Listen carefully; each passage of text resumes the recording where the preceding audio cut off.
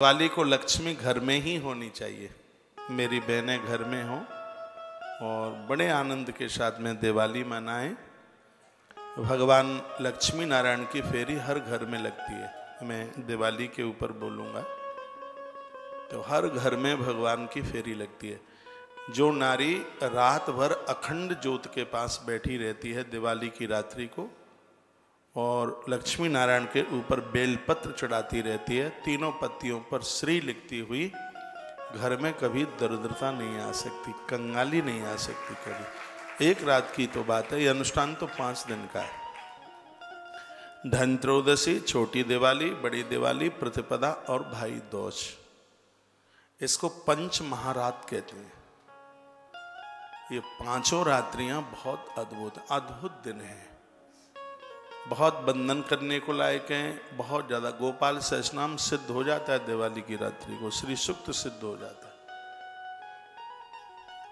और देखिए पैसा तो मेहनत से ही मिलता है, इसमें तो कोई संशय नहीं है, लेकिन इन अनुष्ठानों का प्रभाव ऐसा है कि जो पैसा आता है वो ऐसा धन आता है जो दुर्गति नहीं करता, अपराध नहीं करता, अन्याय नहीं करता, शराब जुए पर खर्च नहीं होता। इन पूजा पाठ से ऐसा पैसा चल करके आता है, इसलिए इसकी है महिमा। तो थोड़ा ग्रंथ में मैं आपको लेके चल रहा हूं। श्रीमद् भागवतम नाम पुराणम लोक विश्रुतम। जिस समय व्यक्ति के मुंह से भागवत शब्द निकलता है तो उसके मुंह से निकलने वाली जो श्वास है पूरे ब्रह्मांड में गूंज जाती है, और जहां तक वो श्वास जाती है नकारात्मक प्रभाव को खत्म कर देती है। श्रीमद् भागवत शब्द की इतनी बड़ी महिमा। इस धरती का हर व्यक्ति जप करे, भगवान का नाम ले, तो धरती की नकारात्मक सोच खत्म हो जाएगी और ये सकारात्मक प्रभाव है वो उसको कुचल करके रख देगा, फिर कहीं कोई गलत काम नहीं होगा। इसलिए तो साधु लोग कीर्तन करते हैं। तीर्थों में इतना आनंद क्यों आता है? क्योंकि वहाँ भजनानंदी लोग हैं, साधना करने वाले लोग हैं। ऑटोमेटिक वहां जाके विचार ही बदल जाता है। तीर्थ में जाकर के पति और पत्नी को संबंध पत्नी जैसा नहीं वहां लगता, वो ऐसा ही विचार करते हैं हम तो भगवान के भगत हैं। पति पत्नी दोनों मिलकर यजन करते हैं, कभी इस मंदिर में जाते हैं, उस मंदिर में जाते हैं, धूप लगाते हैं, आचमन करते हैं, नदियों के किनारे जाते हैं। ये तीर्थ का प्रभाव। देखो कितनी गजब की बात है। राम जी ने कहा मैं कहाँ रहूं, ये नहीं कहा महर्षि वाल्मीकि जी ने जो महल में रहते हैं उनके यहाँ रहो, नहीं कहा। जो बहुत बड़े मकान में रहते हैं उनके यहाँ रहो, फैक्ट्री में रहते हैं उनके यहाँ रहो, नहीं कहा। मैं कहाँ रहूं प्रभु राम ने पूछा, तो क्या सुंदर जवाब दिया है महर्षि वाल्मीकि जी ने। कहा चरण राम तीरथ चल जाई, चरण राम तीरथ चल जाई, राम बसहो दिन के मन माही, चरण राम तीरथ चल जाई, राम बसहो दिन के मन माही,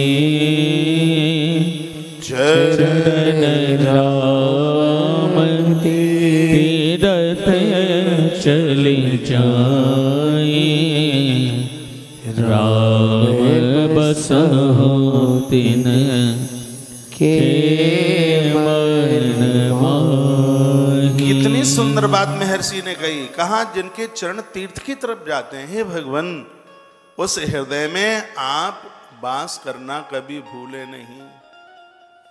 उस हृदय में आप जरूर रहें जो तीर्थों में जाने के लिए लालायित रहते। और सच मानिए आप सबके हृदय में भगवान बैठे हैं, क्योंकि भगवान ने वायदा किया है जो तीर्थ में जाएगा उसके हृदय में मैं जरूर रहूंगा। इस बात को झुटलाया नहीं जा सकता।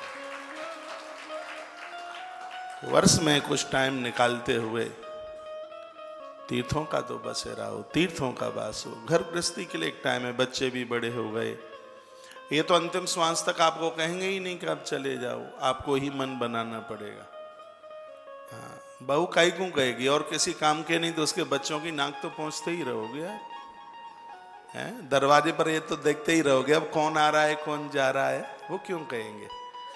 लेकिन धन्य है श्री मनु जी महाराज, जैसे ही प्रियव्रत और उत्तानपाद का विवाह के बाद गौना होता है, जानते हैं आप, पुरानी माताओं को पता हुआ गौना होता था, गौना। तो वह जैसे ही गौना हुआ और वो श्रीमान दोनों के दोनों नेमिष में पहुंच गए। 23,000 साल तक उन्होंने जो भजन किया था, यह लोक परलोक दोनों संभल गए। इस जन्म में तो भगवान के भक्त पैदा हुए थे, ध्रुव जी महाराज परम भगत हैं, और अगले जन्म में स्वयं भगवान उनके यहाँ आ गए, दशरथ और कौशल्या बन गए थे। तो ये वानप्रस्थ जो जीवन है 60 के ऊपर का समय, हमारे तो ग्रंथों में 50 के ऊपर का ही समय बोला है, 60 माने लेते हैं।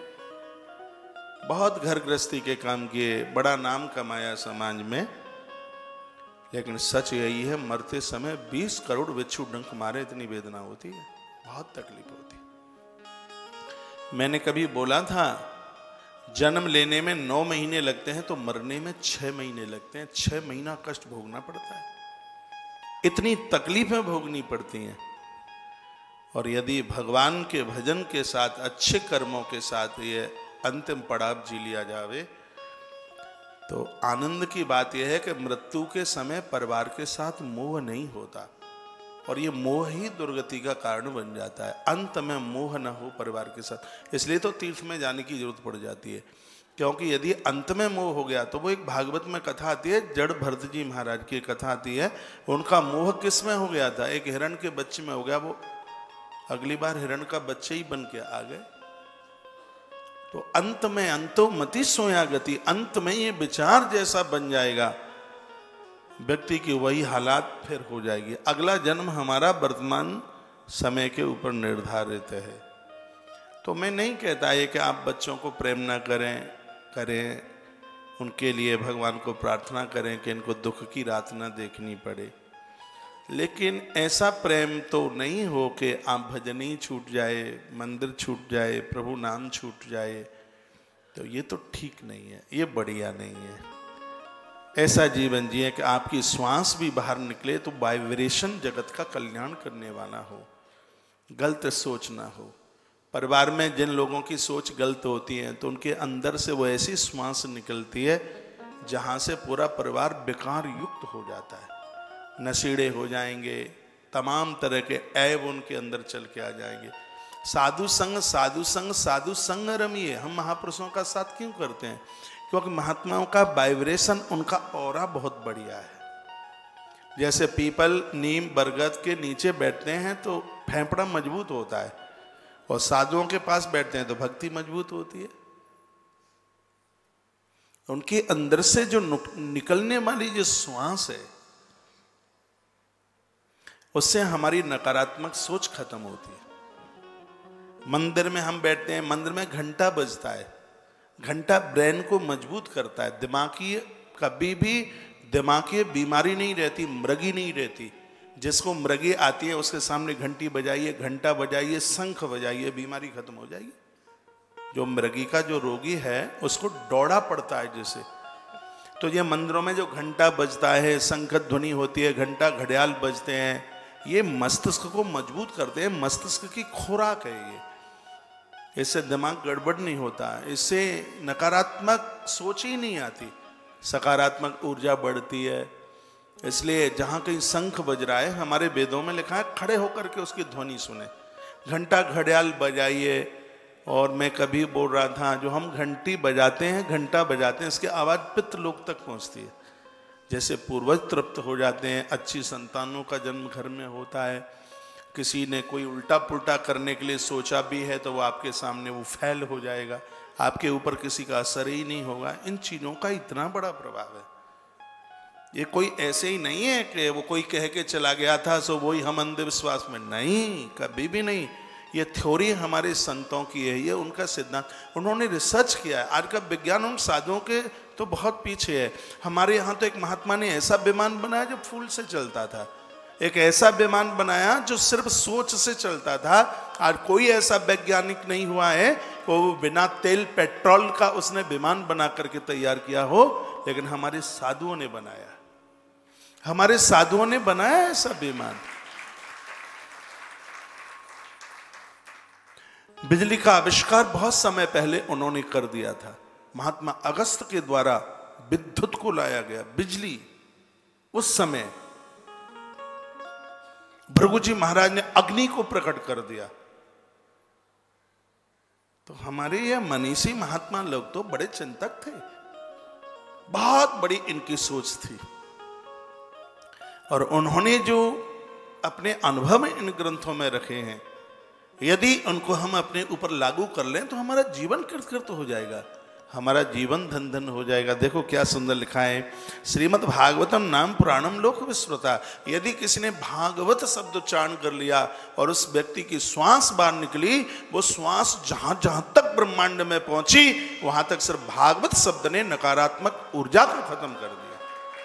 सिर्फ भागवत शब्द के उच्चारण करने का यह प्रभाव है। सुनो यास श्रद्धया युक्तो मम संतोष कारणम। यदि किसी ने श्रद्धा के साथ में इसको जो सुन लिया तो ये कथा जीवन को संतोष में बना देती है।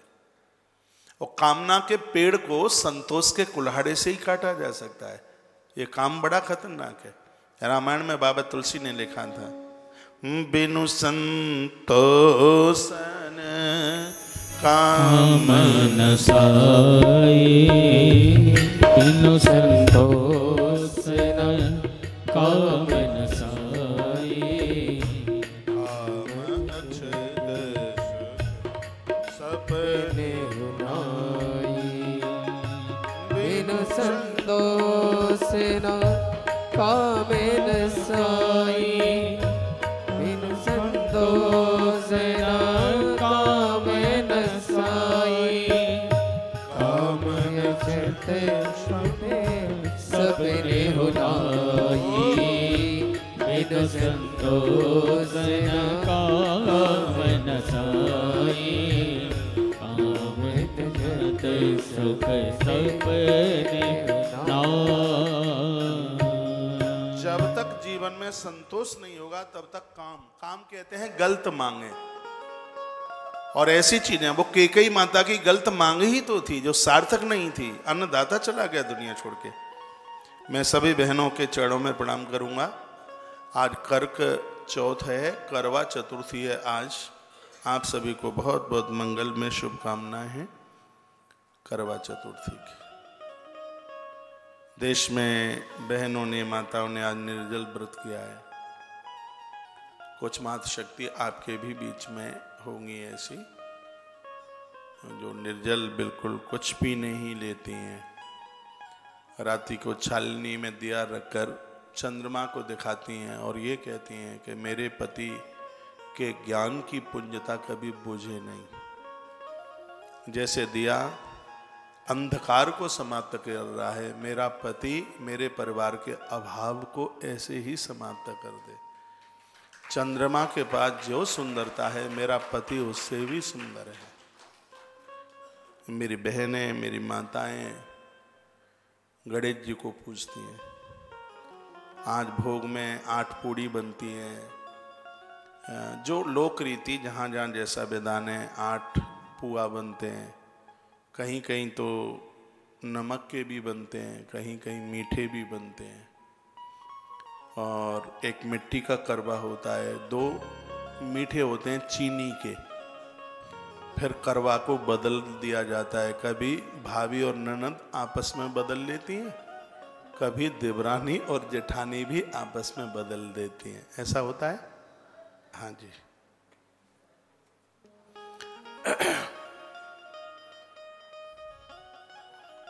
और करवा चतुर्थी का तो देश में इतना बड़ा जोर है, अभिनेत्री भी करती हैं, एक्टरनी लोग भी कर लेते हैं। हाँ करती है। हाँ होना चाहिए। हमारी परंपरा है। और कुछ जगह ऐसे भी हैं कि किन्हीं की करवा चतुर्थी को परिवार खानदान में मृत्यु हो गई तो बुढ़िया पुराण लिए ही बैठे हैं। अभी 35 साल हो गए, डुकरिया मर के द्वारा जन्म ले लिया उसने कहीं। वो बोल के गई, खबरदार यदि करवा चतुर्थी करी तो तेरे ससुर के पिता की मौत हुई थी इस तारीख में, तिथि में, ये नहीं करनी। और द्वारा से उसका जन्म हो गया, विवाह हो गया, 5-4 लड़का बच्चा भी हो गए उस डुकरिया को जो बंद करा के गई थी। लेकिन तुम उस बुढ़िया पुराण में ही जी रहे हैं। अभी 4 साल के तत्पश्चात हर तिथि मननी चाहिए, कोई तिथि खोटी न रहे। कितने बड़ी ये तिथि है करक चतुर्थी, करवा चौथ। ये नहीं, इसको रोक ना लगे।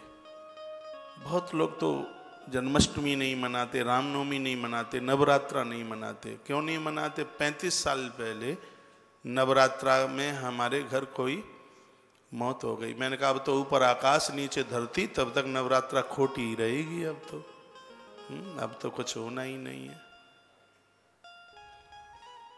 एक बात निवेदन करूंगा, मान लिया जाए बैसाख में किसी पवित्र तिथि में कोई मृत्यु हो गई, मान लिया जाए उस बैसाख मास के किसी भी दिन में यदि किसी की शादी हो जाए और किसी को बच्चा हो जाए उस महीने में, तो उस तिथि का खोटापन खत्म हो जाता है पूरे महीने में किसी भी दिन। अब मैं 26 साल से चिल्ला रहा हूं ये बात, लेकिन मेरी बात ही नहीं मान रहे। अरे मान लो कोई बात नहीं है, हाथ जोड़ के कह रहा हूं। गणेश कितने खुश होते हैं इन माताओं के ऊपर, क्योंकि गणेश जी ने ही तो वरदान दिया है वो चंद्रमा को। चंद्रमा भादों की चौथ को हंस गए थे, गणेश जी को देखे तो श्राप दे दिया कि तेरी कलाएं छीण हो जाएं। अब रोते रोते वो ब्रह्मा जी के पास पहुंचे, कहा ऐसी ऐसी हो गई बात, क्या करें। मटका पेट देख करके और हमें हंसी आ गई और वो रूठ गए और मैं बहुत परेशान हूं, क्या करूं। ब्रह्मा जी ने कहा बैठ जाओ तपस्या में, ये जरूर खुश होंगे। तो श्रीमान जी चंद्रमा जी बैठ गए तपस्या में। कई सालें लगी, गणेश जी प्रकट हो गए चंद्रमा के लिए। जिस दिन प्रकट हुए कार्तिक कृष्ण पक्ष की वो आज ही की चौथ थी।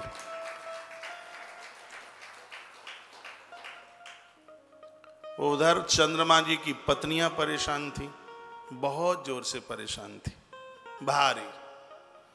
तो गणेश जी वहां भी प्रकट हो गए। वो 27 नक्षत्र, वो चंद्रमा की पत्नी, पता नहीं हमारे आदमी है भी कि नहीं, कहाँ चले गए। गणेश जी ने उनको धैर्य बनाया।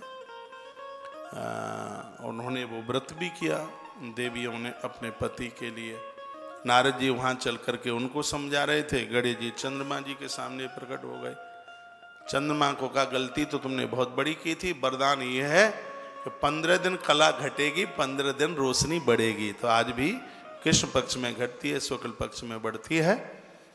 और उनकी पत्नियों को भी वरदान दे दिया है, देवियों आज की चतुर्थी में जो भी कोई मेरी पूजा करेगा, चंद्रमा की तरह उनका प्रकाश दमकेगा, आयु बढ़ेगी उनके पति की। तब से लेके आज तक ये हमने वीडियो डाली है। तो भविष्य पुराण में करवा चौथ की सबसे बड़ी कथा, अब तो सब ग्रंथ पढ़ लिए हैं तो पता लग गया है कौन कहाँ कैसे है। तो यह भविष्य पुराण में वो एक कथा आती है ना कि 7 भाइयों के बीच में एक बहन थी, भाइयों ने दिया दे, वो भविष्य पुराण की कथा है। वो भविष्य पुराण की है वो कथा। वो कार्तिक महात्म्य इस समय आप पढ़ रहे हो, इतनी बड़ी सी एक किताब आती है, वो नकली नहीं है, टोटली कथा पद्म पुराण की है। वो आप बैसाख मास की भी एक किताब पढ़ते हैं, वो कथा नकली नहीं है, वो कथा स्कंद पुराण की है। ये सबरी कथा ग्रंथों में से ही ली गई हैं। आप जो सत्यनारायण भगवान की कथा पढ़ते हैं वो नकली नहीं है, वो बहुत विस्तार से स्कंद पुराण में कथा है वो पूरी। तो आज करवा चौथ है, मेरी सभी बहनों को बहुत बहुत बधाई है। आपका परिवार दिन दूना रात्रि चौगने के रूप में उभरे, पति पूत परिवार की खूब आयु बढ़े, आप आरोग्यता के साथ जीवन जिए। पुष्कर की धरती से मैं भगवान के चरणों में ऐसी प्रार्थना करता हूँ। रात्रि को चंद्रमा 8:11 से लगभग और 8:46 तक पूरे देश में उदित हो जाएंगे। थोड़ा अंतर होता है, कहीं 4 मिनट पहले, कहीं 4 मिनट बाद। तो लगभग 8:11 से लेकर के लगभग 8:45 तक पूरे देश के कोने कोने में चंद्रमा का दर्शन हो जाएगा। तो आज के दिन चंद्रमा भी बड़ी परीक्षा लेते हैं, बड़े सोच सोच के निकल के आते हैं।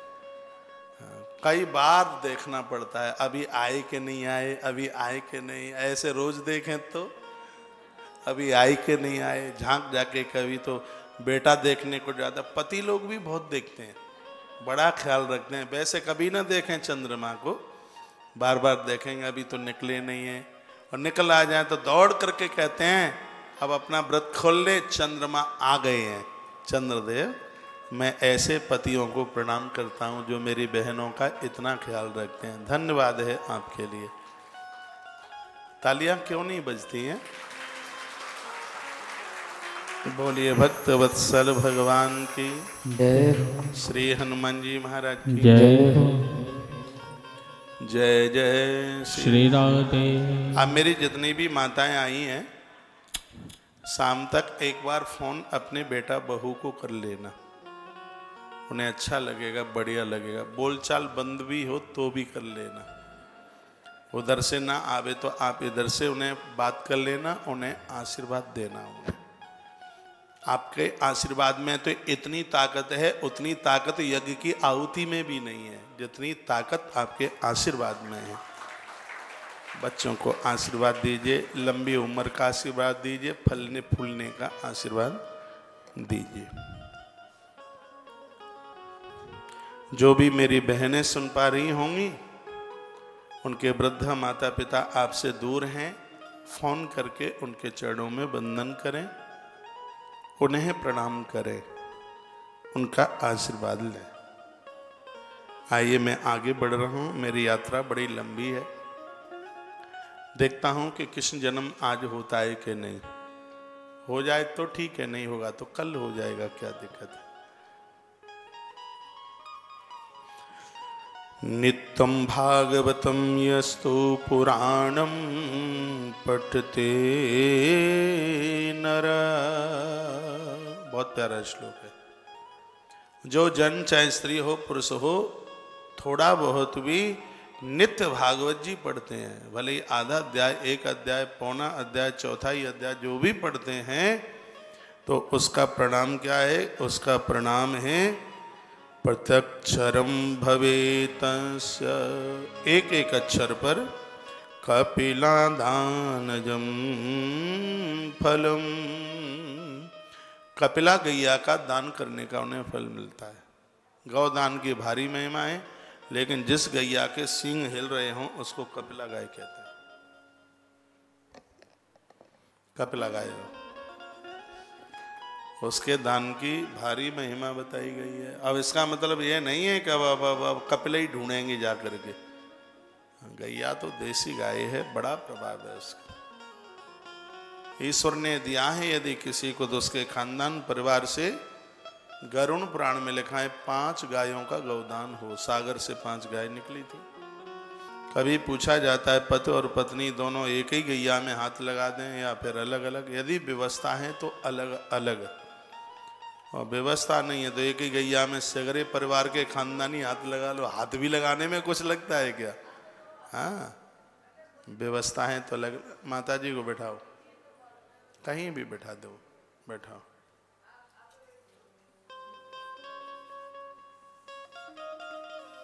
पीछे तक आवाज आ रही है? हाथ उठा के बताओ।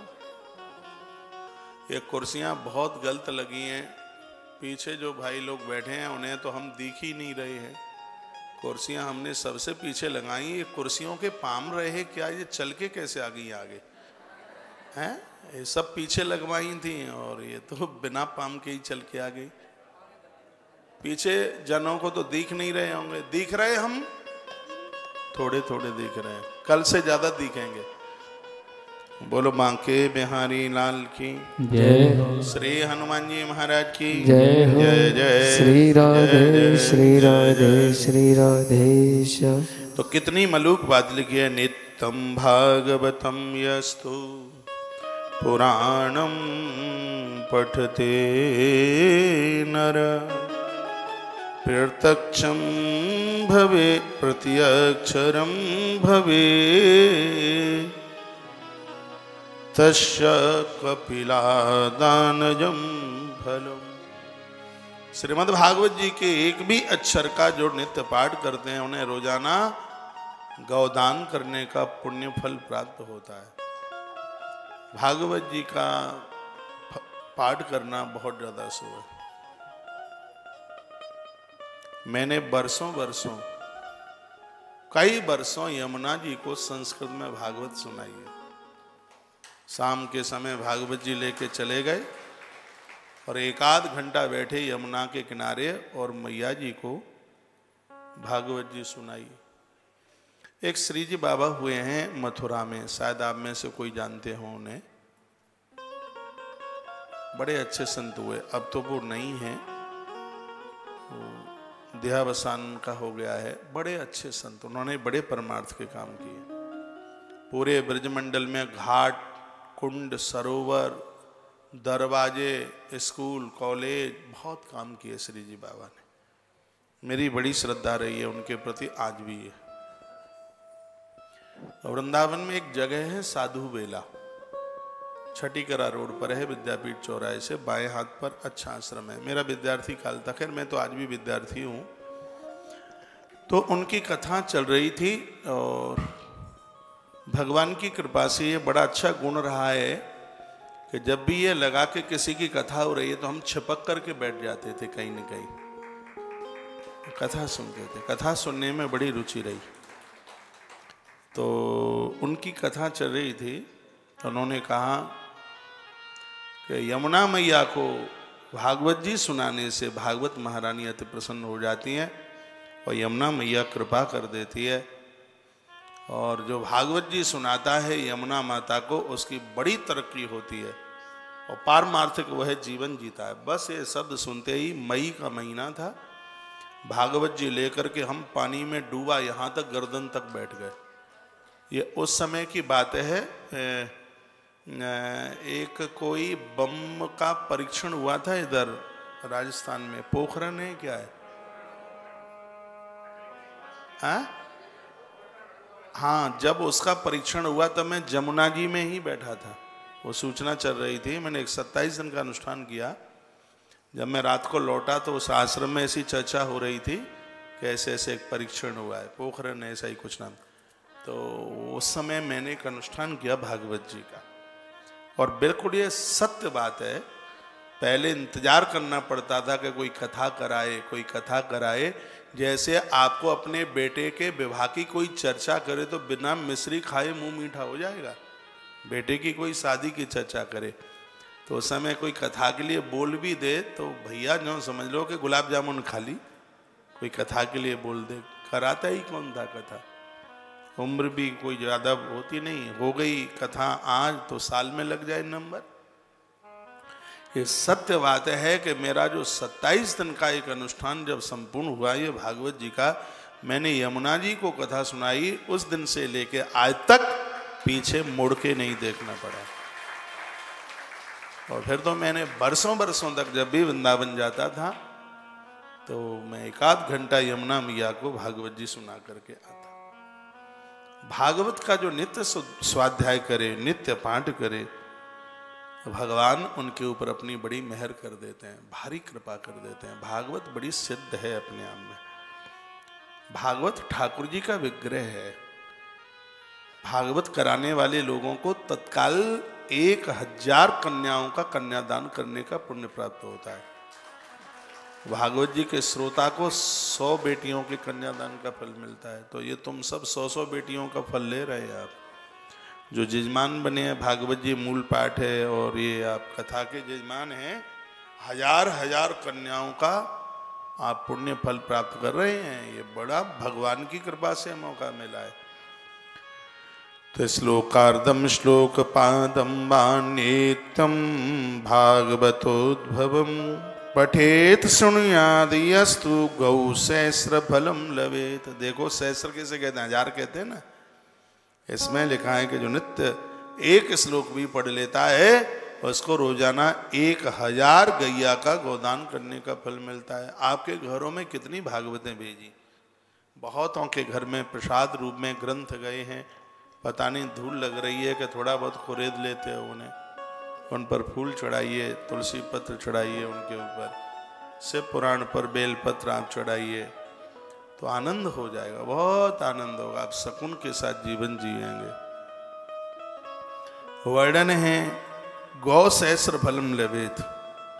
भागवत जी का एक आध श्लोक भी पाठ कर लेते हैं, पढ़ लेते हैं, सुन लेते हैं, 1000 गैया का गौदान करने का फल प्राप्त होता है। इतनी बड़ी महिमा है भागवत जी की। या पठेत प्रियतो नित्यं श्लोकं भागवतं श्रुत अष्टादश पुराणानां फलमाप्नोति मानव। यदि किसी व्यक्ति ने लग के 1 साल यानी 365 दिन भागवत जी का पाठ किया है, भागवत जी के ऊपर तुलसी पत्र चढ़ाया है, दिया जला करके सन्मुख रखा और भागवत जी की परिक्रमा करके, इसमें लिखा है उस व्यक्ति को संपूर्ण पुराण और उपपुराण कथा कराने का फल प्राप्त हो जाता है। इतनी बड़ी महिमा है इसकी। अष्टादश पुराणानां फलमाप्नोति मानव। 18 तो महापुराण, फिर उपपुराण औपपुराण सबका फल प्राप्त हो जाता है। इतनी बड़ी महिमा भागवत महारानी की है। कली वाई नरास्ते वही यह अर्चयंती ही सदा ममा। कलयुग में तो इसकी पूजा की और ज्यादा महिमा है। कभी मन में ये विचार न आवे कि गया जी में तो हमने भागवत कराई ली थी, वृंदावन में कराई ली थी और बार बार क्या जरूरत है। इसमें लिखा है कि जिसने 12 भागवत मूल भागवत बैठाई है उसको धरा पर लेने के लिए राधा माधव सरकार ही चल के आएंगे। इसकी 12 गणित का बड़ा फल है। इसके समापन पर 12 ब्राह्मणों के भोजन की बात कही गई है, क्योंकि इसमें 12 स्कंद हैं। 12 स्कंद हैं इसमें। और मुझे ऐसा लगता है कि भगवान शंकर ही सुखदेव बने और शंकर जी की 12 पिंडियां हैं धरा पर। और इसमें तो वर्णन है कि श्रीमद् भागवत जी की कथा सुनकर 12 ब्राह्मणों को, 12 ब्राह्मणों को, क्योंकि इसका महत्व स्कंद पुराण में भी है, इतना कुछ कर लेते हैं उनको 12 ज्योतिर्लिंग की यात्रा का फल प्राप्त हो जाता है। ऐसी भागवत है, अद्भुत है। इसके भंडारे की भारी महिमा है। 12 आप सुनेंगे, आप मैं अभी वर्णन करूंगा। तो वैष्णवानां तु शास्त्राणि अर्चन्ति ये गृहे नरा सर्व पाप विनिर्मुक्ता भवन्ति सुरवंदिता। आप पाठ भी नहीं कर पाते हैं तो पीले वस्त्र में लपेट कर अपने मंदिर में जिन्होंने भागवत महारानी का पूजन किया है, जिन वैष्णवों के घर में भागवत जी मिलती है, तो सर्व पाप विनिर्मुक्ता, सभी पाप तो जले ही जाते हैं। भवंती सुरवंदिता, सभी देवता प्रातः उस मकान को ऐसे प्रणाम करने के लिए आते हैं जैसे आप ब्रह्मा जी के मंदिर को प्रणाम करते हैं। ये बात फिर मैं एक बार कह रहा हूँ, और ये बहुत बातें ऐसी हैं जो लिखने के लायक हैं, लेकिन 1.5 साल में तुम्हारा दिमाग इतना मजबूत हो गया है कि अब कुछ लिखते ही नहीं हो। कितनी बड़ी ये बात है। इसमें वर्णन है कि जिनके घर में मंदिर में भागवत जी ग्रंथ है, ऐसे घर को मंदिर की तरह मानकर देवता रोजाना उस मकान को प्रणाम करने के लिए आते हैं। जिन घरों पर भगवान का नाम लिखा है, जिन मकानों पर भगवान का नाम लिखा है, उसे देवता प्रणाम करते हैं। इसलिए तो कल कह रहा था कि पुताई कर दो घरों की, जिसमें अग्रवाल भवन, शर्मा भवन और पता नहीं क्या क्या लिखा है, उसके ऊपर भगवान का नाम लिखो, भगवान का नाम उसके ऊपर लिखो। विभीषण के मकान को महादेव प्रणाम करते थे रोजाना। क्यों करते थे? इसलिए करते थे क्योंकि शंकर के इष्ट का नाम लिखा था उस पर, रामायुध अंकित ग्रह। शोभा वर्णिन जान। नव तुलसी के वृंद तह देख हर्ष कपिराय। लंका कितनी बड़ी थी, हनुमान भी इसी देहली पर रुक गए। अरे लगता है कि जरूर ये तो कोई नहीं कोई भगत है, क्योंकि कुटिया पर लिखा हुआ था राम भवन। और लंका का अधिपति कितना खतरनाक है, और ऐसे खतरनाक के गलियारे में भी कोई राम का नाम लिख के बता दे, उसे ही तो भक्त विभीषण के नाम से जाना जाता है। वही तो भक्त है जिसे मरने का कोई डर ही नहीं है।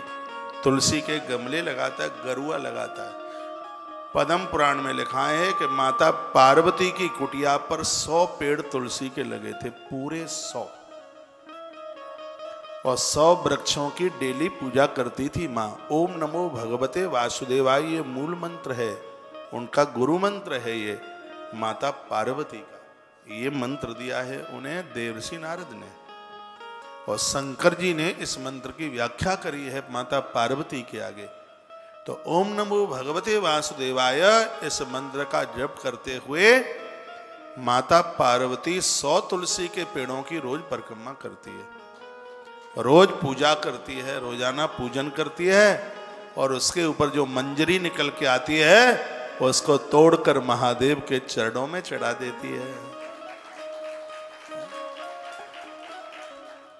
सब अपनी छत पर घर में खूब तुलसी लगाओ, एक से ज्यादा लगाओ।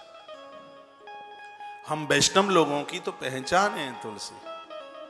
ये तुलसी आनंद कर देगी। तुलसी वृक्षन जानियो गायन समझो ढोर। ब्राह्मण मनुजन होत हैं ये तीनों नंद किशोर। ब्राह्मण तो देवता है, यदि गुटखा बीड़ी सिगरेट तम्बाकू पौआ बहुआ ना लगाए तो सच में परमात्मा है। परमात्मा क्या, परमात्मा से ऊपर है। मंदिर में बैठा है तो बोलता भी नहीं, और ये तो गुटरू गुटरू करके हमसे बोलता भी है, हमारा समाधान भी करता है, हमारे सिर के ऊपर हाथ भी रख देता है, और पूछता भी है जी आप कैसे हैं। ये तो इतना बड़ा देवता है। इनके प्रति हमारी श्रद्धा। और नित्य गंगाजल का आचमन रोज किया करो, रोजाना। परम वैष्णवों की पहचान है। भले ही पेटू राम हो तो भी एकादशी का व्रत किया करें, कोई बात नहीं है। एक दिन हड़ताल हो जाएगी भोजन की, तुम्हारे नाम का बचा हुआ भोजन जरूरतमंद लोगों के काम आ जाएगा। इस देश में एक बार इतना अकाल पड़ गया कि देश का प्रधानमंत्री रो पड़ा, और उसने रो रो करके कहा आज मैं देशवासियों के सामने हाथ जोड़कर आग्रह पूर्वक निवेदन करता हूँ, देश में अन्न की बहुत ज़्यादा कमी हो गई है। मेरे सभी भाई बहन 7 वर्ष से ऊपर के बच्चे हैं, उनको भी वो उपवास कराएं। हफ्ते में एक दिन का उपवास, सिर्फ सोमवार का व्रत कर लें तो देश की स्थिति बढ़िया हो जाएगी। आनंद की बात यह थी कि मुसलमान लोगों ने भी व्रत आरंभ किया था, वो सोमवार का। लोगों का अस्पताल जाने में कमी आ गई, मेडिसिन के ऊपर पैसा खर्च करने की जरूरत नहीं पड़ रही थी, और देश के लोगों के लिए अन्न की पूर्ति हो गई और बचत भी हो गई सिर्फ एक सोमवार का व्रत करने से। समर्थ गुरु रामदास ने पूरी दुनिया को गणेश पूजा सिखा दी, और हमारे देश के इस प्रधानमंत्री लाल बहादुर शास्त्री जी ने सोमवार का व्रत करना सिखा दिया लोगों को। बड़ा आनंद हुआ। तब से लेकर आज तक लोग बहुत व्रत करते। ये महापुरुष तो बहुत कुछ दे करके गए। तुलसी पत्र चढ़ाओ, कार्तिक का महीना है। रात्रि को 8 बजे संस्कार टीवी पर लाइव टेलीकास्ट चल रहा है, जिसमें कल से हमने आरंभ किया है भगवान शालिग्राम का महात्म्य, जिसमें कल आप सुन रहे थे जो भूल करके भी शालिग्राम भगवान पर एक तुलसी पत्र चढ़ा देता है, 7 पीढ़ियों तक खानदान में अनहोनी नहीं होती, अकाल मृत्यु नहीं होती। इतना बड़ा प्रभाव, इतनी बड़ी महिमा। वृंदावन आना अभी यहां से जाने के बाद, दिवाली के बाद आ जाओ। दिवाली तो अपने घर की कर लो। 11 तारीख से कथा हम हरिवंश पुराण की 9 तारीख से आरंभ कर देंगे। जब जब वहां से आप जाएंगे तब तब वहां से एक एक तुलसी का पौधा, ऐसा तो नहीं होगा एक जेठानी को दे दो, एक दौरानी को दे दो, एक ननद को दे दो, एक नंदेव को दे दो, उसकी अड़ोसन को दे दो, उसकी पड़ोसन को दे दो। हाजिर का मेला जो है एक एक पेड़ उपलब्ध, कोई पैसा पूसा नहीं, बस घर में लगाइए उस तुलसी को। ये तुलसी तपोवन गौशाला की समृद्ध तुलसी आप देख रहे हैं। आनंद नहीं है कि इस गौशाला में कभी भी गोवंश की मृत्यु नहीं होती? कृपा नहीं है क्या तुलसी माँ की? जहाँ ये है वहाँ बीमारियां नहीं फैलती। सब अपने अपने घर में तुलसी बंदन करें, तुलसी पूजन करें। तुलसी बहुत विशेष है। विभीषण को राम जी के चरणों तक इस तुलसी ने ही पहुंचा दिया। जहां तुलसी थी वहां हनुमान आए। हनुमान को तुलसी बहुत प्रिय है, इसलिए तो विभीषण की कुटिया पर हनुमान पहुंच गए। मन महु तर्क करही कपिलागा, तेहि समय विभीषण जान। राम राम तेहि सुमिरन कीना, राम राम तेहि सुमिरन कीना, हृदय हरष कपि सज्जन चीना। राम राम तेहि सुमिरन कीना, हृदय हरष कपि सज्जन चीना। तो मैं हमारी सौगंध है, यदि रोजाना जगते समय भगवान का नाम ना लो तो। ये मन सोचना कि तुम हमारे कौन से कुटुंब खानदान के हो, तुम्हारे कुटुंब खानदान से भी ज्यादा नजदीक हूं। एक बार के लिए वो भले ही तुम्हारे काम ना आवे, लेकिन ये दास आपके काम में खड़ा रहेगा। तो सोते समय और जागते समय भगवान का नाम नित्य लेना है, रोजाना लेना है। हमारी उम्र बढ़ाना चाहते हो तो हमने सौगंध खिला दी है, रोज भगवान का नाम लोगे। हाँ। और किसी की सौगंध की पूर्ति ना करें, किसी की सौगंध खा लें और फिर उसको पूरा ना करें तो आयु घटती है। अब ये तो नहीं बताऊंगा कि किसकी घटती है, पर घटती जरूर है। हाँ।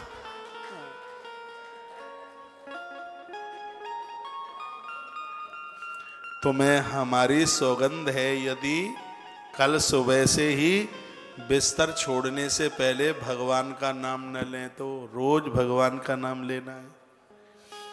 जो भगवान का नाम लेते हैं उनकी देहली पर हनुमान आते हैं, जिसकी देहली पर हनुमान आते हैं उन्हें राम की शरण मिल जाती है। सबरे भाई बहन एक से ज्यादा तुलसी लगाओ, बालकनी में तुलसी लगाओ, बस कपड़े सूखे उनका पानी नहीं गिरे।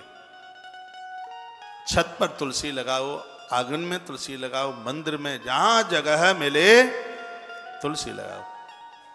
तुलसी ही कल्याण कर देगी, आनंद भर देगी। सर्व पाप विनिर्मुक्ता भवन्ति सुरवंदिता। जिसके दरवाजे पर गैया है, जिसके घर में गंगा जल है, जिसके घर में लोग एकादशी करते हैं, जिसके घर में तुलसी और जिसके घर में भागवत महारानी है, उस दरवाजे को देवता रोजाना प्रणाम करने को आते हैं। ऐसा ये भागवत महात्म्य में लिखा है।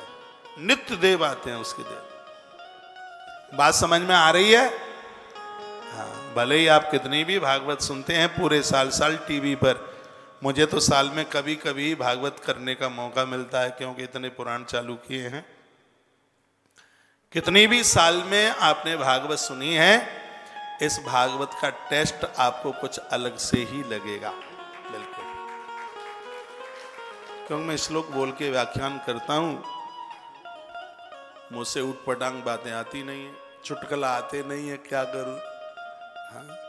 और चुटकुलों की जरूरत ही क्या है? भागवत ही इतना अथाह सागर है, उसको ही कहने में लग जाओ तो 7 दिन में एक ही स्कंद पूरा नहीं होगा। हाँ, पूरी भागवत 1 साल में भी नहीं पूरी हो सकती। हमने 84 दिन कथा करी पिछले साल श्राद्धों में, और बड़ी मुश्किल से रुक्मिणी मंगल तक पहुंचे। अब सोचे हमने कि भगवान को बिना विवाह का काई को छोड़ो, कम से कम इनकी भांवरें तो डाली दो। तो ऐसे ही जबरदस्ती से हमने कहा देव की अम्मा खुश हो जाएगी, उसके लल्लू का विवाह हो जाएगा। तो जल्दी में फिर 84 दिन में तो रुक्मिणी मंगल तक नहीं। अथाह सागर है भागवत बहुत अद्भुत है, आनंद देने वाली भागवत है। बोली भागवत भगवान की जय हो।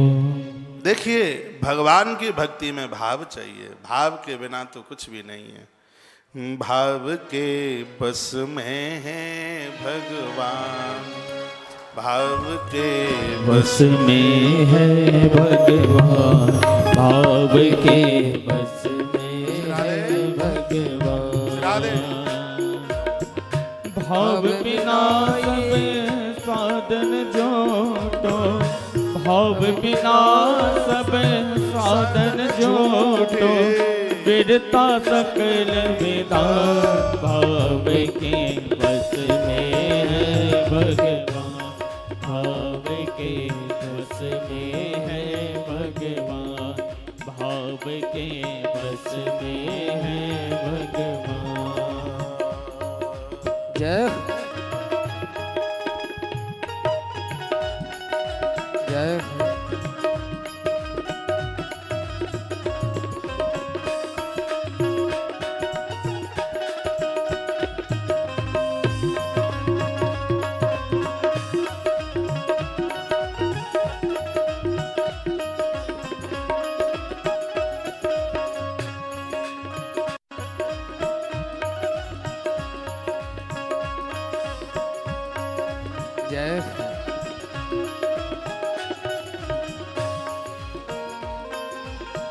भाव नहीं तो हर मंदिर में देखत सब पाषाण, भाव नहीं तो हर मंदिर में देखत सब पाषाण, भाव होए तो पाषाणों में प्रकट होए भगवान, भाव होए तो पाषाणों में प्रकट होए भगवान,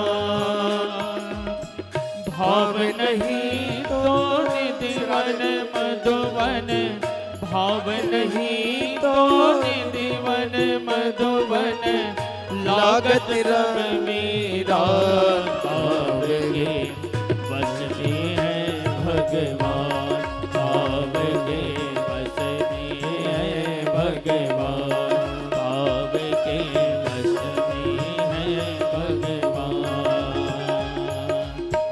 भाव बिना सब साधन झूठो, भाव बिना सब साधन झूठो, विरता सकल विधान, भाव के बस में है भगवान, भाव के बस में है भगवान। जय हो एक बार दोनों हाथ। जय हो।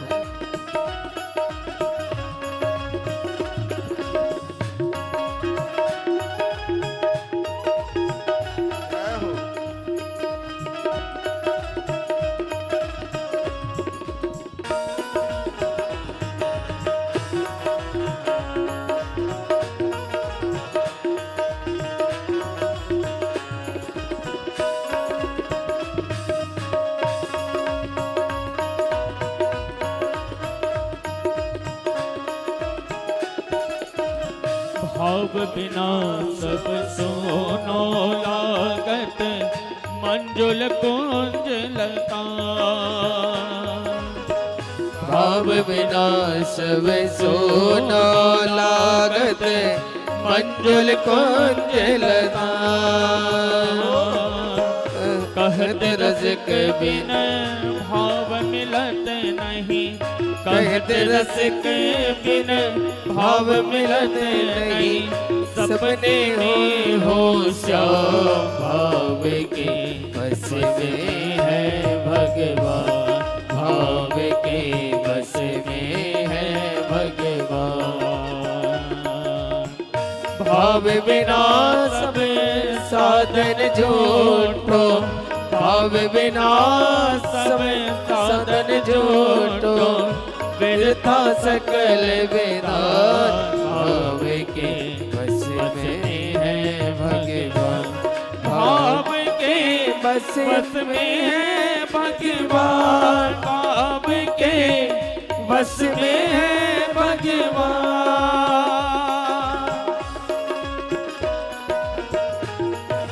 जय हो।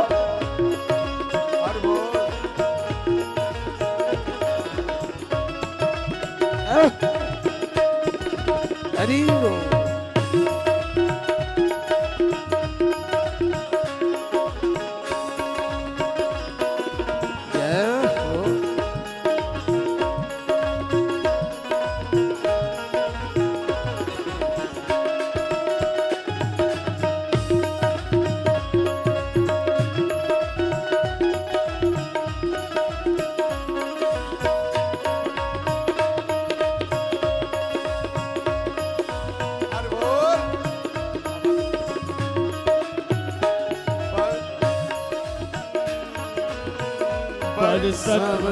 रस राज रास रस करत रस कनित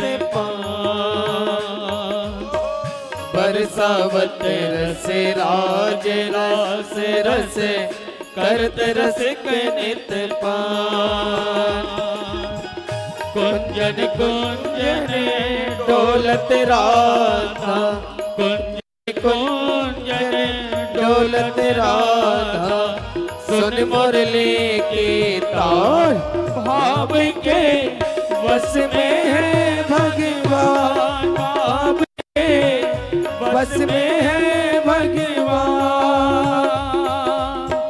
भाव बिना सबे साधन झूठो, भाव बिना सबे साधन झूठो। व्यर्था सकल विधान, भाव के बस में है भगवान, भाव के बस में है भगवान। भाव बिना सब साधन झूठो, भाव बिना साधन झूठो। व्यर्था सकल विधान, भाव के बस में है भगवान, भाव के बस में है भगवान। जय हरि बोल।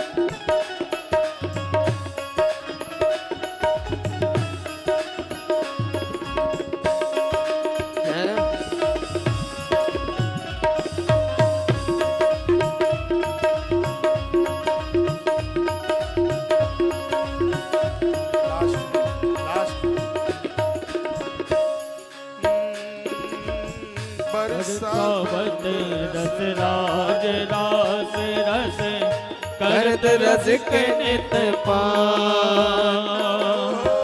बरसावत रस राज रास रस करत रस कनित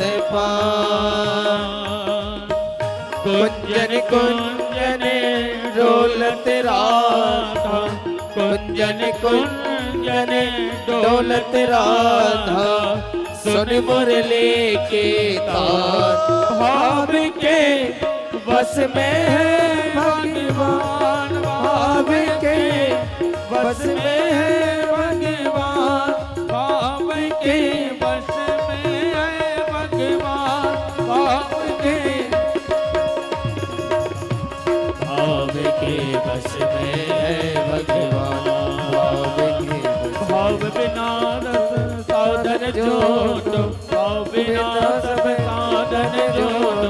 विरता सकल जबान भाव के बस में है भगवान भाव के बस में है भगवान भाव के बस में है भगवान भाव के बस में है भगवान भाव के बस में भाव के बस में है भगवान भाव के बस में श्याम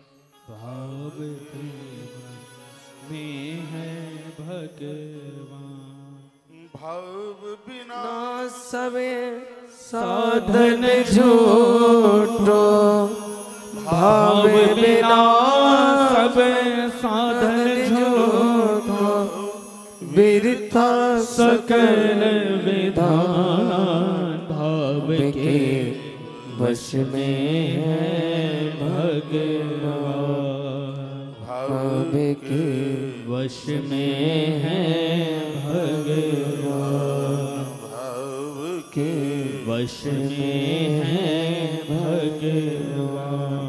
बोले भक्तवत्सल भगवान की जय हो। श्री हनुमंत बलवंत महाराज की जय हो। आज के आनंद की जय जय जय। श्री राधे श्री राधे श्री राधे। यावदनानि हे पुत्र शास्त्रं भागवतं गृहे तावद् पिबन्ति पितर क्षीरं सर्पमधुवकम्। जिनके घर में श्रीमद् भागवत जी का पाठन सुनिए, जिनके घर में भागवत जी का आयोजन हुआ है, भागवत जी का पाठ होता है, तावत् पिबन्ति पितरम क्षीरम, 365 दिन उस घर के पूर्वजों को दूध पीने का सौभाग्य प्राप्त होता है। उन्हें दुग्ध मिलता है, वो दूध पीते हैं। देवता उन्हें दूध पिलाते हैं, ऋषि उन्हें दूध पिलाते हैं। और जिनके घर में सदकर्म पुण्य नहीं होता, उन पूर्वजों को खून पीना पड़ता है, रक्त पीते हैं वो। तो जैसे ये आप कथा सुन रहे हैं, तो इस कथा का प्रभाव है, पूर्वज साल भर दूध पिएंगे चकाचक। वर्णन है, स्पष्ट वर्णन किया गया है। याव दिनानि हे पुत्र शास्त्रम भागवतम ग्रहे। ये व्यास ने अपने पुत्र को कथा सुनाई ना, तो हे पुत्र कह के संबोधन किया। कहा बेटा, जो लोग भागवत शास्त्र को सुनते पढ़ते हैं, तावत पिबन्ति पितरा क्षीरम, क्षीर माने दूध, उनके पितर दूध पीते हैं। दुग्ध पान करने का उन्हें सौभाग्य प्राप्त होता है। श्लोकार्धम श्लोकपादम वरम भागवतम ग्रहे सतशोत सहस्रश किमन्हि शास्त्र संगिरहि। श्लोकार्ध में एक श्लोक, आधा श्लोक उसका भी आधा, जितना भी हो उतना भागवतम ग्रहे। जिन घरों में नित्य भागवत श्लोक का उच्चारण होता है। देखो सुबह ही सुबह, आज विज्ञान का समय है, अपने मोबाइल में थोड़ी आवाज़ ऊंची कर दो, छोटे छोटे 2 बॉक्स ला करके रख दो, ऐसा लगे कि आपके घर में भागवत जी का आयोजन हो रहा है, भागवत जी का पाठ हो रहा है।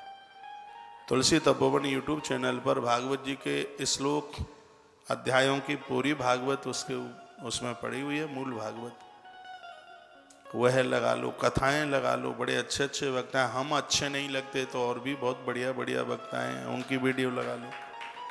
हाँ सुनो, लेकिन सुनो, पूरी पूरी कथा सुनो, कभी हमारी पूरी 8 दिन की 7 दिन की सुन लो, फिर किसी दूसरे वक्ता महाराज की सुन लो, फिर किसी तीसरे की सुन लो, सुनते रहो उसको। ये 18 पुराण पीछे हो गए हैं, भूल भाल गए होंगे, उनको एक बार फिर रिपीट कर लें। उनमें बड़ी अद्भुत अद्भुत बातें कही गई थी। सुनिए, 1 आध घंटा ये माहौल आपके घर का, और उस समय आवाज इतनी ज्यादा कर दो जिस समय वाष्पेशन के ऊपर तुम्हारा पति या पुत्र शेविंग कर रहा हो।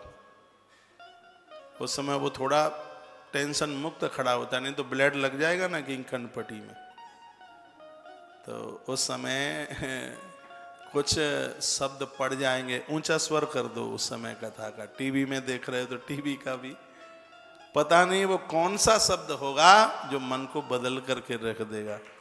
कोई श्रीमान जी मुझे बोल रहे थे अभी जयपुर में, कहते महाराज जी मैं सेविंग कर रहा था, इतने में टीवी की बड़ी जोर जोर से आवाज आई और उसमें ये निकल रहा था कि मंदिर में जाते हो पैसा मांगने के लिए, और मंदिर का भगवान पैसा देता है, तो आप अपने ऑफिस या दुकान पर भी जाओ तो ऐसे जाओ जैसे मंदिर में जा रहे हो, क्योंकि दुकान भी आपको पैसा देती है।